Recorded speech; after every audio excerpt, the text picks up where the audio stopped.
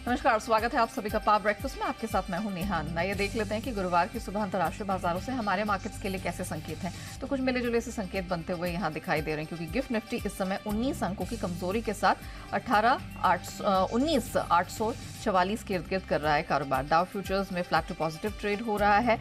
Nasdaq futures की बात करें तो 70-72 अंकों की कमजोरी यहां पर दिख रही है। बाकी एशियन मार्केट्स पर नजर डालें तो जापानीज मार्केट निके 220 अंक नीचे, और बाकी जितने मार्केट्स खुले हैं अभी तो बहुत टाइट रेंज और एक सुस्ती वाले बायस के साथ खुलते नजर आए हैं। उठापटक तो कमोडिटी मार्केट में दिख रही है। ब्रेंट और नाइमेक्स क्रूड सुबह के सत्र में अपने आप को संभालने का प्रयास कर रहे हैं। बहुत छोटे दायरे का ट्रेड हो रहा है। सोने चांदी की बात करें तो फ्लैट टू पॉजिटिव ट्रेड यहां पर भी देखने को मिल रहा है। डॉलर इंडेक्स ने थोड़ा प्रेशर क्रिएट किया है, क्योंकि वहां रिकवरी देखने को मिली है। लेकिन क्या हुआ एग्जैक्टली इक्विटी और कमोडिटी स्पेस में बीते सत्र में, कौन से महत्वपूर्ण ट्रिगर्स हैं जिनके दम पर यहां पर एक्शन देखने को मिला है, पूरी डिटेल्स जानने के लिए सीधे चलते हैं मेरे सहयोगी दीपांशु के पास। दीप, मॉर्निंग। बहुत तगड़े संकेत आ रहे हैं, एटलीस्ट डाउ पर नजर डाले बहुत ही बेहतरीन प्रदर्शन रहा है। तो क्या माना जाए, अभी ये जो माहौल है फंडामेंटल्स के दम पर काम कर रहा है, क्या हो रहा है, क्या एक्सपेक्ट करें?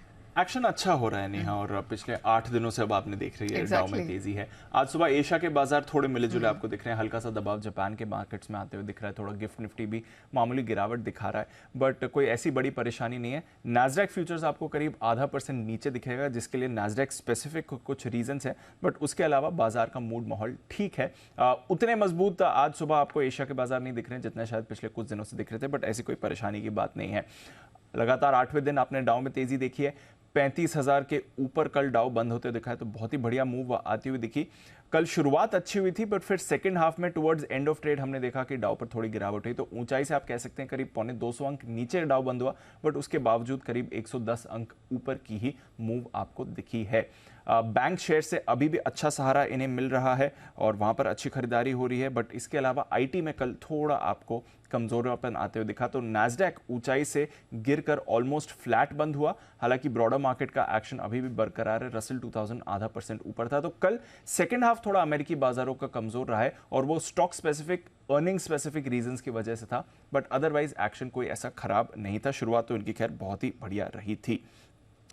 दो बैंक पर रिएक्शन आपको आते हुए दिखा है, और इसके साथ ही हम देख रहे हैं बैंकिंग शेयर्स का जो एक्शन था उससे जो डाउ को सहारा है वो अभी भी आपको बरकरार दिख रहा है। एक बैंक होगा, आपको याद होगा वेस्टर्न अलायंस, जब मार्च की बैंकिंग संकट चल रहे थे तो इसके सर्वाइवल पर भी काफ़ी सवाल आ रहे थे। इसके नंबर्स आए और नंबर्स के बाद 8% की तेज़ी हमने इसमें आती हुई दिखी। तो जो स्मॉलर बैंक्स के रिवाइवल है, रिकवरी है, वो एक बड़ी थीम पिछले कुछ दिनों से प्ले आउट कर रही है। बड़े बैंक्स ऑफ एक्शन में हैं ही। कल गोल्डमैन सैक्स भी करीब 1% ऊपर था, बट ये जो छोटे बैंक्स है, स्पेशली वो वाले बैंक्स जहाँ पर डर था कि आगे ये सर्वाइव करेंगे या नहीं, वहां पर आपको जमकर खरीदारी आती हुई दिख रही है। बट उसके सामने आपने देखा कुछ दिग्गज आईटी और आईटी सेक्टर से जुड़ी कंपनीज के नतीजों ने निराश किया। तो नेटफ्लिक्स के कल नंबर्स आए, नंबर्स इनके ठीक ठाक थे, बट जो रेवेन्यू था उससे बाजार थोड़ा निराश हुआ है। अनुमान से थोड़ा कम रेवेन्यू आपको आते हुए दिखा है, जिसकी वजह से पोस्ट मार्केट ट्रेडिंग में स्टॉक 8% फिसला है। हालांकि इनके जो टोटल सब्सक्राइबर एडिशन है वो काफी इंप्रेसिव था। जो सब्सक्राइबर एडिशन रहा है वो अनुमान का डबल रहा है। तो शायद आज मे बी इनिशियल वीकनेस के बाद कुछ एक्शन दिखे, बट पोस्ट मार्केट ट्रेडिंग में ये शेयर 8% नीचे था।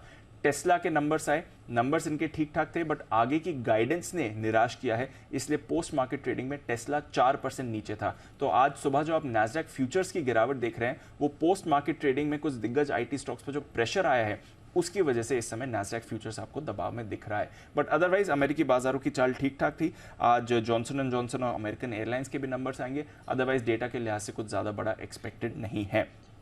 यूरोप पर रखिए नजर। बाकी के यूरोप के बाजार तो सुस्त थे, बट 0.25% की तेजी कल आपने यूके के बाजारों में देखी है, क्योंकि इनके इन्फ्लेशन में गिरावट का ट्रेंड आ रहा है। तो वहां से थोड़ी राहत है, जिसकी वजह से कल बड़ा उछाल फुटसी में आपने आते हुए देखा है। कमोडिटी बाजार थोड़े सुस्त हैं। डॉलर इंडेक्स रिकवर करके 100 के लेवल पर आ गया है। कच्चा तेल हमने कल देखा हल्की नरमी के साथ करीब $80 के नीचे ब्रेंट आते हुए दिखा है। अमेरिका में वीकली क्रूड भंडार में उम्मीद से कम गिरावट आती हुई दिखी है। उसके साथ ही जो छुट्टियों का सीजन है उसमें अभी तक तो ड्राइविंग डिमांड उतनी स्ट्रांग नहीं रही है जितना बाजार एक्सपेक्ट कर रहा था। तो थोड़ा कच्चे तेल पर दबाव पड़ा है। सोना चांदी दायरे में है। बेस मेटल्स की सुस्ती बरकरार है। सारे बेस मेटल्स कल लाल निशान में बंद हुए। एग्री कमोडिटीज में थोड़ा एक्शन है। जो ये ब्लैक सी ग्रेन डील रद्द हो गई है यूक्रेन रशिया के बीच, उसका थोड़ा इंपैक्ट दिख रहा है। बट अदरवाइज ग्लोबल मार्केट ठीक ठाक मूड में है। कल सेकंड हाफ में थोड़ी मुनाफा वसूली थी, इसलिए थोड़ी सुस्ती आज सुबह आप एशिया में देख रहे हैं, बट वैसी कोई परेशानी वाली बात निकल कर नहीं आई है। ऑलराइट, चलिए, बहुत इंटरेस्टिंग डेवलपमेंट हम देख रहे हैं अंतर्राष्ट्रीय फ्रंट पर देखने को मिल रहे हैं। हमारे मार्केट्स उस पर कैसे रिएक्ट करेंगे ओपनिंग सेशन में, ये अब देखना इंटरेस्टिंग होगा। धन्यवाद दीप पूरी डिटेल के लिए। आइए आगे बढ़ें, उससे पहले देख लेते हैं कि कल यानी कि बुधवार को संस्थागत निवेशकों का प्रदर्शन कैसा रहा। अच्छी खासी खरीदारी हमने कैश और एफएनओ स्पेस में विदेशी संस्थागत निवेशकों की तरफ से देखी है, लेकिन घरेलू संस्थागत निवेशक है, इनका कॉन्फिडेंस नहीं लौट रहा है। 2135 करोड़ की बिकवाली वहां पर बनते हुए दिखाई दी है। तो घरेलू संस्थागत निवेशक हैं वो फिलहाल कुछ अंडर कॉन्फिडेंट नजर आ रहे हैं। लेकिन आइए, जिस तरह के ग्लोबल संकेत बनते हुए दिखाई दे रहे हैं, एटलीस्ट डाउ को देखकर, तो बहुत ही स्ट्रॉन्ग सिग्नल्स मिलते हुए दिखाई दे रहे हैं। इन सब के बीच हमारे मार्केट्स कैसे रिएक्ट करेंगे, इन सब पर बात करने के लिए जी बिजनेस के मैनेजिंग एडिटर अनिल सिंह भी हमारे साथ जुड़ चुके हैं।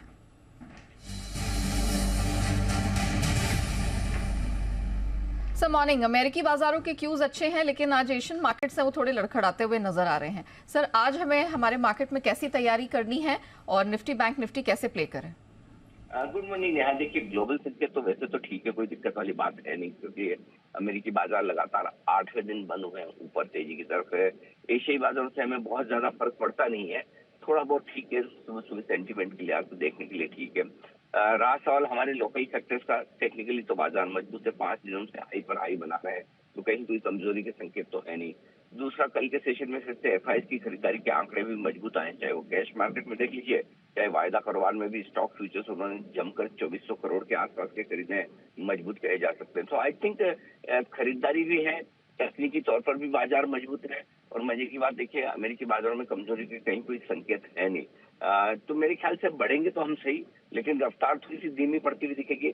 आज के सेशन में इंटरेस्टिंग बात है कि वायदा कारोबार की वीकली एक्सपायरी भी है, और वीकली एक्सपायरी के पहले बाजार न ज्यादा ओवरबोट है, न बेहद हल्के भी, न्यूट्रल से है। तो आई थिंक आपको सपोर्ट रेंज में खरीदना है, और ऊपर जो प्रॉफिट बुकिंग की रेंज है वहां पर बेचना है। दोनों तरफ से मौके आज भी आपको मिल जाएंगे, पिछले 2-3 ट्रेडिंग सेशन की तरह। और खरीदना कहाँ है? 19,700 19,750 के पहला एंट्री जोन है आपके लिए। इस रेंज में आने पर पहला आपको एंट्री मार लेनी, खरीद लेना। 19,750 से खरीद लीजिए, 700 के आसपास आए तो थोड़ा और एवरेज कर सकते हैं।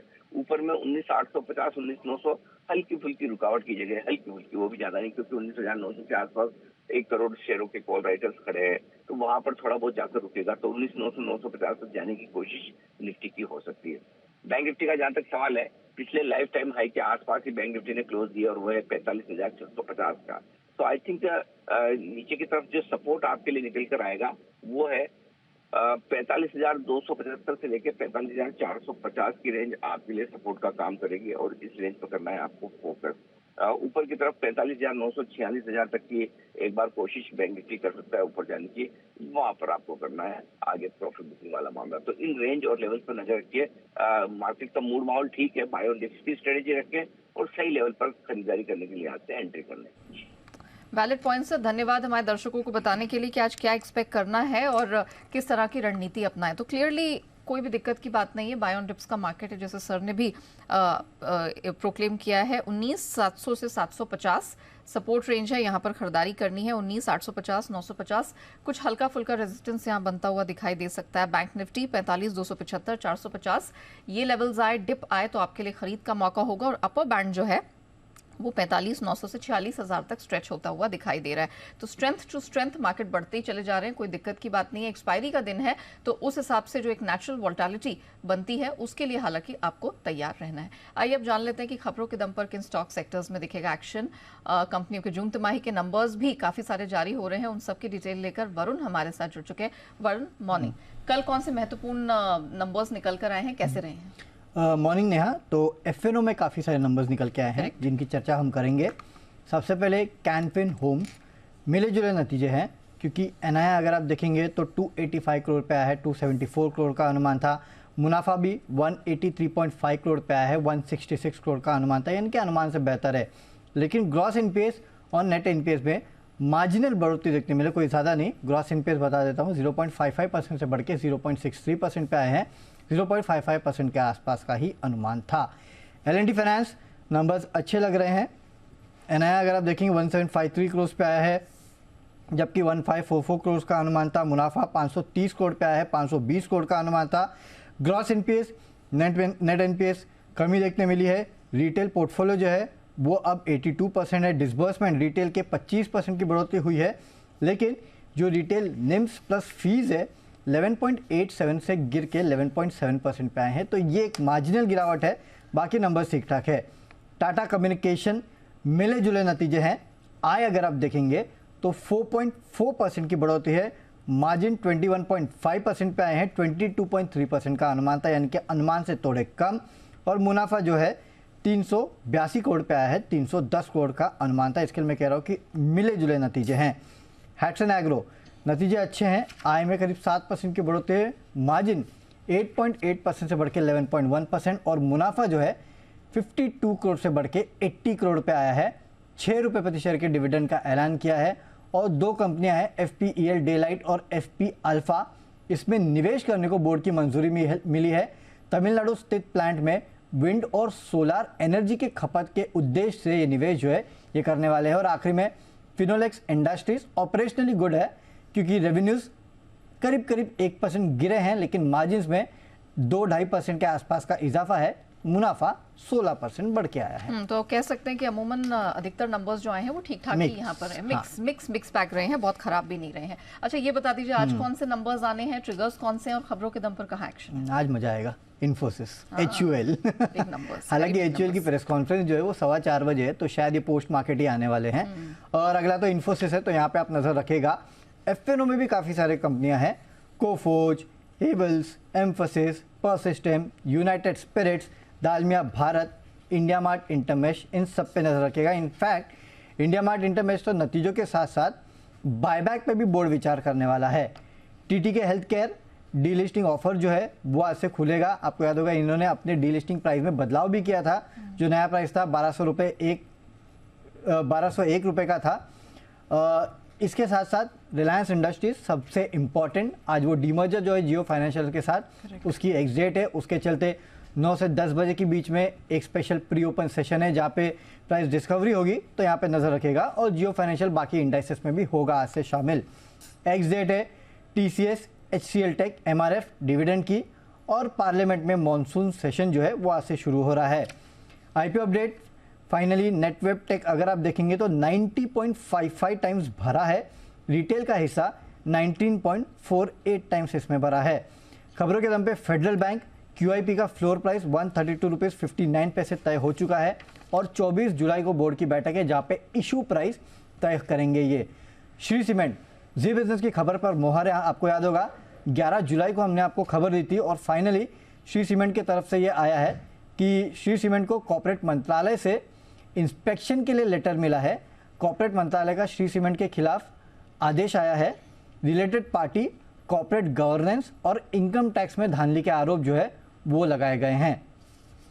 इसके अलावा कॉनकॉर यहाँ पे नजर रखिएगा, कुछ दिनों पहले ही खबर आई थी कि कॉनकॉर को FNO से बाहर किया जा रहा है। अब खबर आई है कि कॉनकॉर के जो FNO कॉन्ट्रैक्ट्स है वो आगे भी जारी रहेंगे, इसको FNO से बाहर नहीं किया जा रहा है। NCLAT के NCLT का जो आदेश था IBC का, उस पर स्टे लगाने के चलते NSE ने ये कदम उठाया है। PNC इंफ्राटेक कंपनी ने NHEI के साथ 3 नए HAM प्रोजेक्ट के लिए कंसेशन करार जो है वो कर लिया है। इस प्रोजेक्ट की कीमत जो है 3,264 करोड़ के आसपास के है।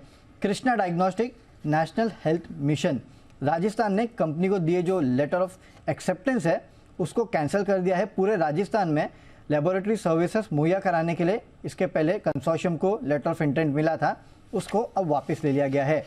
प्रमोटर एक्शन में अगर आप देखेंगे, फंड एक्शन में TCS LIC ने हिस्सा बढ़ाया है। Q1 में 4.47% से बढ़ा के 4.63% अब हो चुका है।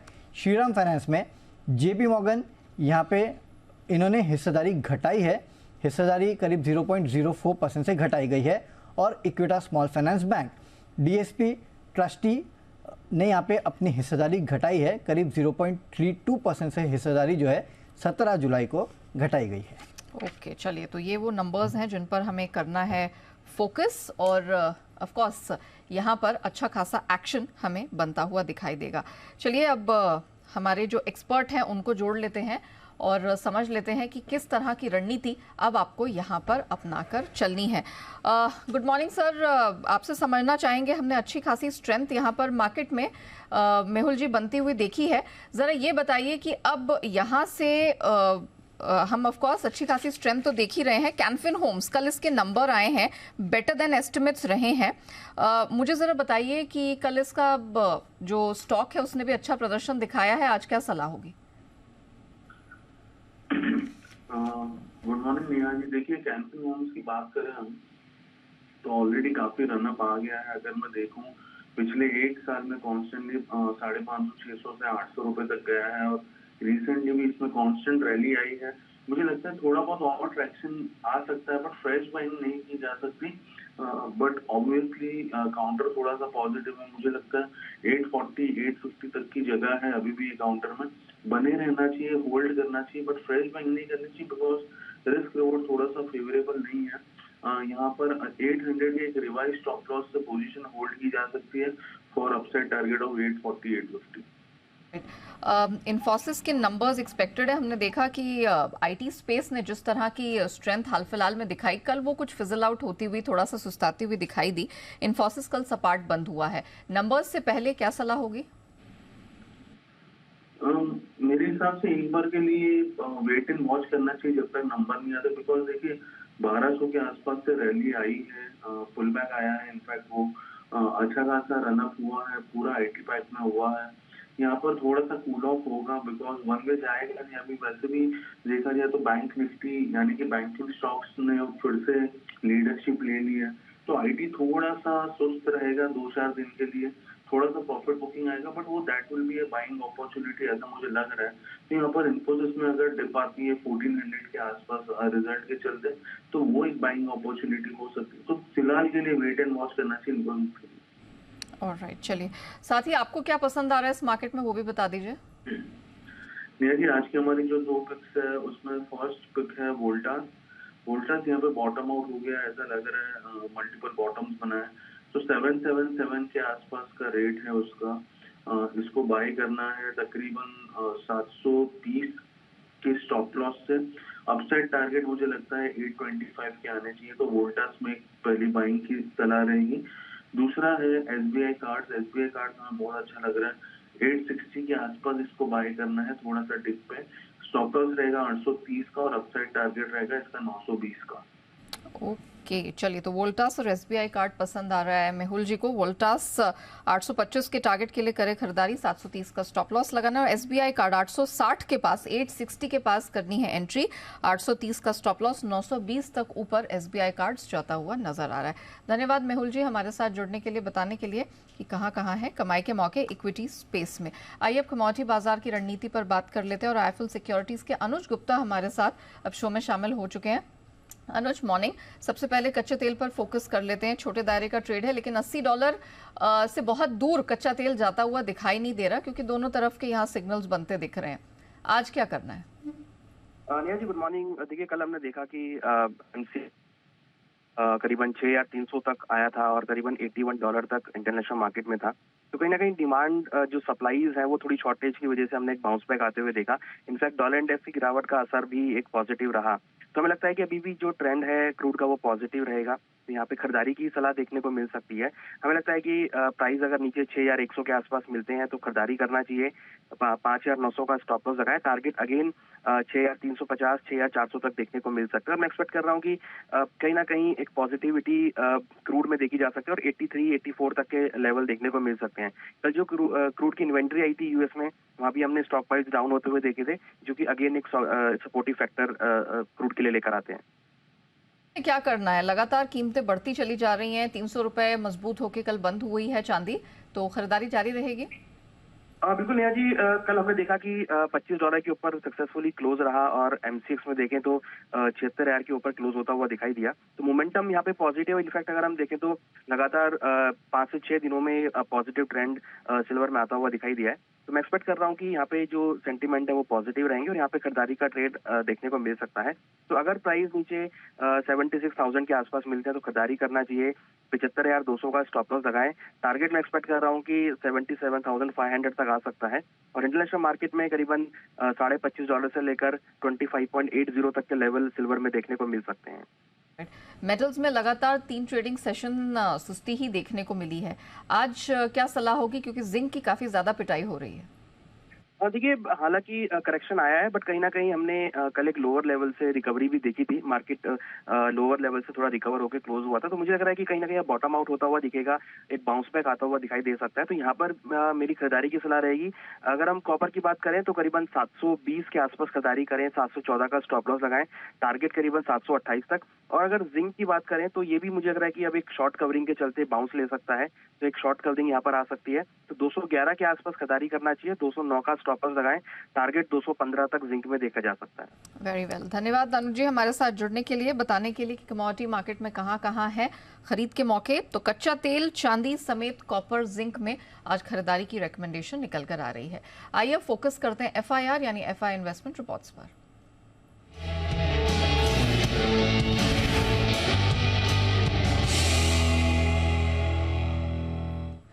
तो विदेशी ब्रोकरेजेस का भरोसा, या रादर कह सकते हैं उनकी नजर कौन से स्टॉक्स पर है, पूरी डिटेल वरुण के पास से सीधे चलते हैं वरुण के ही पास। बताइए वरुण। तो सबसे पहले कैनफिन होम्स, मॉर्गन स्टैनली की रिपोर्ट आई है, इक्वल वेट का कॉल है, 640 का लक्ष्य रखा है और जेफरीज भी खरीदारी की सलाह दे रहा है 850 के लक्ष्य के साथ, यानी कि लक्ष्य में कोई बदलाव नहीं है। और ऐसा ही हाल L&T फाइनेंस होल्डिंग का है।